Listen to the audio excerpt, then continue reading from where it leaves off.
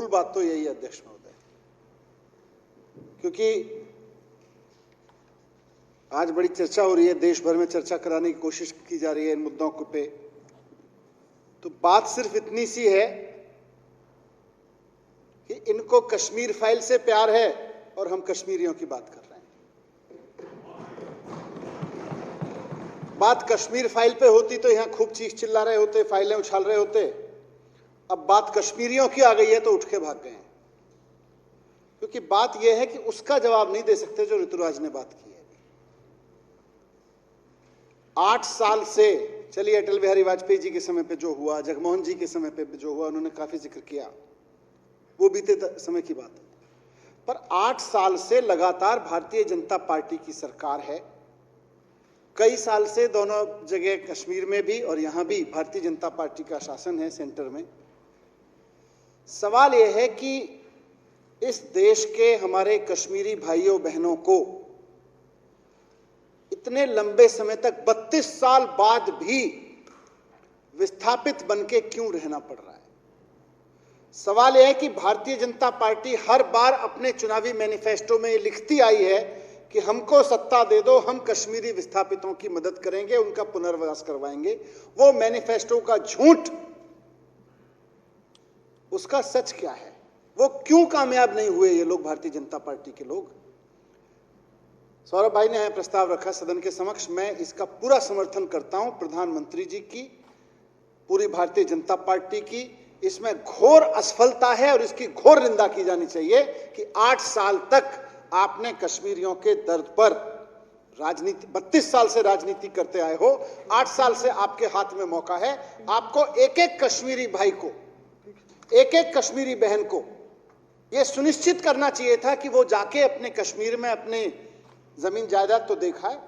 हो सकता है कहीं भी अध्यक्ष महोदय 32 साल तक हम रहने लगते हैं तो बहुत सारे लोग विस्थापन के क्रम में रहने का मन बना लेते हैं। आज जो दिल्ली में रह रहे हैं, नोएडा में रह रहे हैं, मैं सैकड़ों ऐसे परिवार मेरे मित्र हैं जो दिल्ली और नोएडा में रह रहे हैं और व्यक्तिगत मित्र हैं, राजनीति में आने से पहले मेरे मित्र हैं।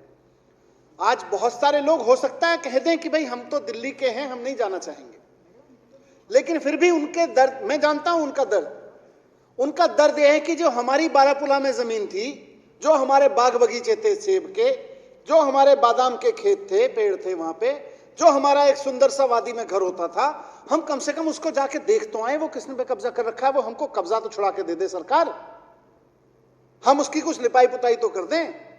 हम कम से कम ये तो कह दें अपनी तीसरी पीढ़ी को, 32 साल में तीसरी पीढ़ी खड़ी है, हम अपने बच्चों की उंगली पकड़ के दिखा तो आए कि कभी हम इस घर में पैदा हुए थे। इतनी व्यवस्था तो कर दें नरेंद्र मोदी जी और भारतीय जनता पार्टी। 8 साल से सरकार में है।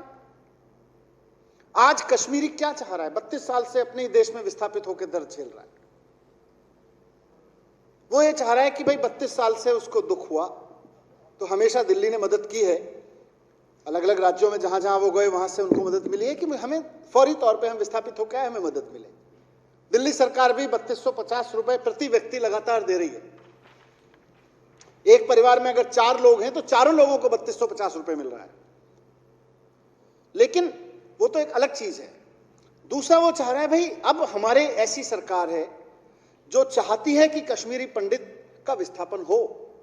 आज दिल्ली में मैंने सुबह अपने विधायक साथियों से पूछा, मेरी विधानसभा में भी रहते हैं लोग, पंपोश एन्क्लेव में रहते हैं, हर कई सारे साथियों ने बताया कि कहीं 150 परिवार, कहीं 100 परिवार, कहीं 200 परिवार, कहीं 500 परिवार रह रहे हैं। कुलदीप ने भी बताया हर जगह रह रहे हैं।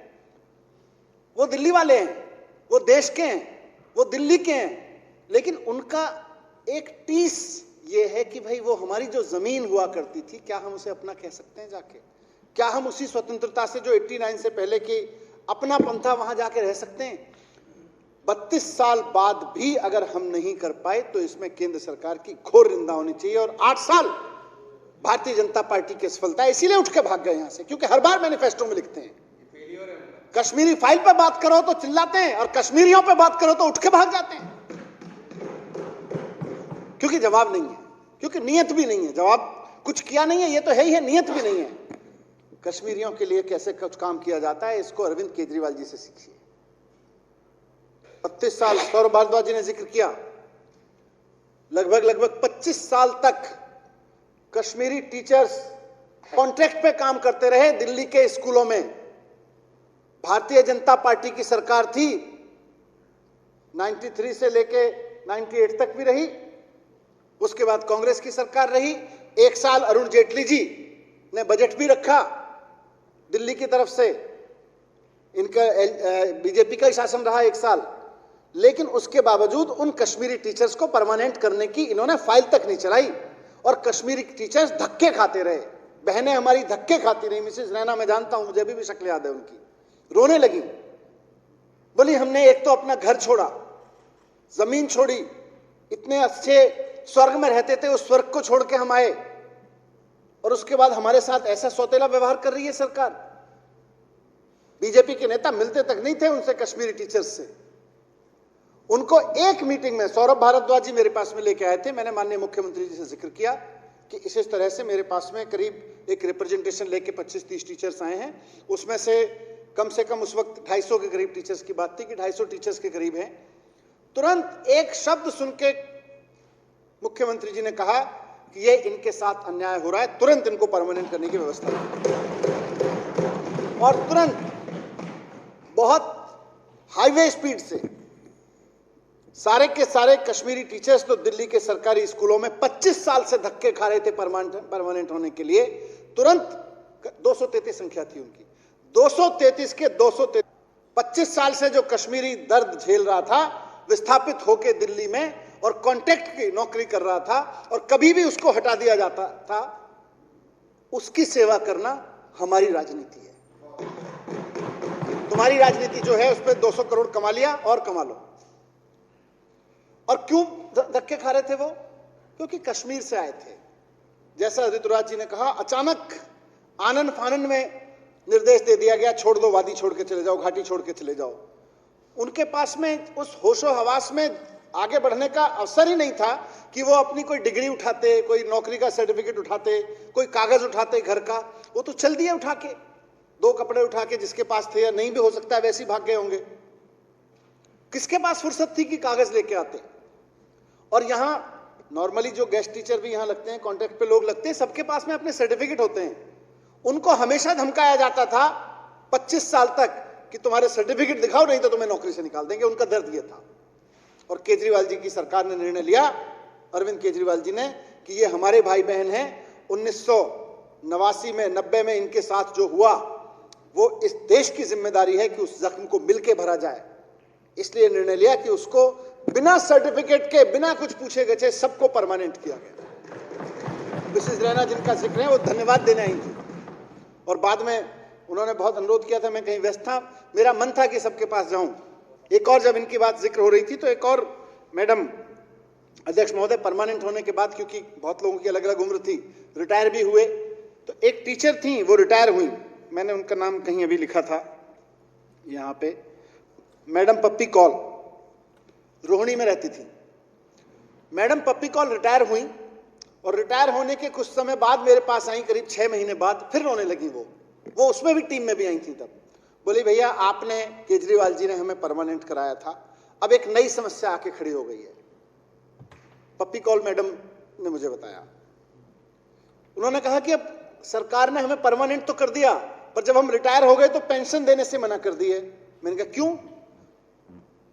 तो बोली, बाकी कश्मीरी टीचर्स को तो क्योंकि वो परमानेंट हो गए थे तो रिटायर होने के लिए पेंशन मिल रही है, उनको व्यक्तिगत तौर से मैडम पप्पी कौल को नहीं मिल रही थी। क्यों नहीं मिल रही थी? क्योंकि पेंशन देने के लिए भी सर्विस डिपार्टमेंट ने, जिसके कर्ता धर्ता ये लोग हैं, अड़ंगा डाल दिया। बोले पेंशन तो तभी मिलेगी जब आप अपने सर्टिफिकेट दिखाओगी। फिर मैंने माननीय मुख्यमंत्री जी से बात की, मैं ये तो बड़ा अजीब समस्या है। मुख्यमंत्री जी भी बोले कि जिस महिला को हम कहते रहे 3 दशक तक कि हमारे बच्चों को पढ़ाओ, उसने हमारे बच्चे पढ़ा दिए, उससे हमने सेवाएं ले ली, अब जब उसकी सेवाओं के बदले पेंशन देने की बारी आ रही है उस कश्मीरी महिला की, कश्मीरी पंडित महिला की, जिसने विस्थापन झेला, जिसने 25 साल तक हमेशा तलवार झेली कि नौकरी से निकाल देंगे, सरकार ने उसको, केजरीवाल जी ने परमानेंट करा दिया, उसके जख्म थोड़े से भरे होंगे, लेकिन फिर जब उसके पेंशन मिलने की बारी आई तो फिर ये कहते हैं कि नहीं, उसको पेंशन नहीं दी जा सकती, उसके कागज जमा नहीं है विभाग के पास में, सर्विस रिकॉर्ड में उसके कागज जमा नहीं है।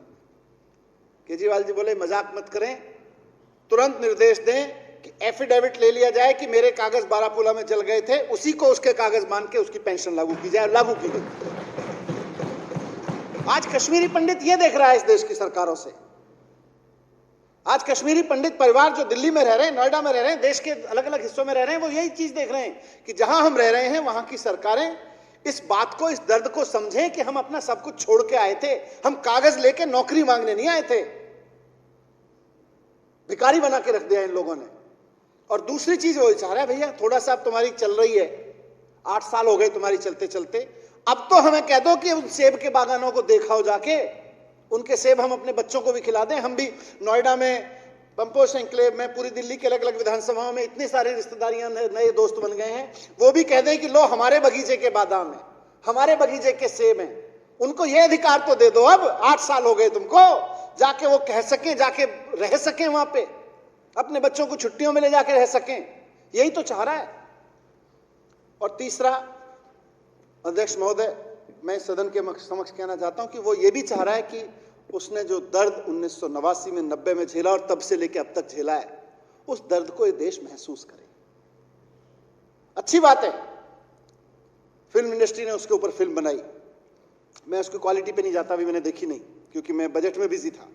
और मैं कह रहा हूं कि बजट से अब जैसे जैसे यहां से सदन पास कर देगा, मैं जाके देखूंगा उस मूवी को। मैं भी देखना चाहता हूं। मैं कश्मीर गया भी हूं, मैंने बहुत अच्छे से देखी, कश्मीरियों का दर्द भी देखा है, कश्मीर को भी देखा, और मैं दोबारा देखना चाहूंगा। कश्मीरी चाहता है कि यह देश उस दर्द को समझे जो कश्मीरियों ने 1989-90 में महसूस किया और जो 25 साल झेला। लेकिन कश्मीरी पंडित ये नहीं चाहता, अध्यक्ष महोदय, कि उसके दर्द को 200 करोड़ में बेचा जाए। कश्मीरी पंडित ये नहीं चाहता है कि उसके दर्द पे ये भारतीय जनता पार्टी धंधा करके, इनके प्रोड्यूसर और ये लोग मिलकर 200 करोड़ कमाएं, और जब अरविंद केजरीवाल जी कहें कि भैया 200 करोड़ कमा लिए, अब तो यूट्यूब पे डाल के फ्री कर दो। उस पंपोश एन्क्लेव के बाजू में जो झुग्गियां हैं, ये जो त्रिलोकपुरी में और इसमें जो झुग्गियां हैं कोंडली में, वहां झुग्गियों का रहने वाला एक आम हिंदुस्तानी भी तो देख ले कि मेरे कश्मीरियों ने क्या दर्द झेला था। उसको डाल दो यूट्यूब पे, 200 करोड़ कमा लिए ना।